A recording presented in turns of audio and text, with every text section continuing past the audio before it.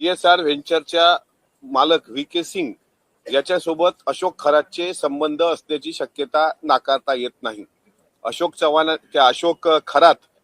अशोक खरातांच्या त्या आश्रमामध्ये नाशिक जिल्ह्यातल्या सिन्नर मधल्या तिथे अघोरी पूजा झाली 2 सप्टेंबरला.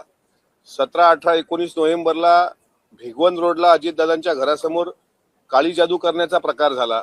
अजितदादा या सरकारमध्ये आणि या महाराष्ट्रामधले असे एकमेव नेते होते ज्यांच्या गळ्यात बोटात कुठं खळ्याच्या अंगठ्या गंडे धागे नव्हते.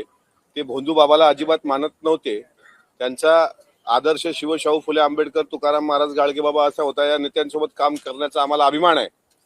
आणि अशा नेत्यांच्या विमानाच्या अपघाताच्या मागे हा बुवा जो मंत्रविधी करणारा, करंगळ्यांनी अभिषेक करून घेणारा हा जो काही बाबा असेल, यांनी काही घातपाताची शक्यता आहे का, असा सुद्धा तपास SITने केला पाहिजे.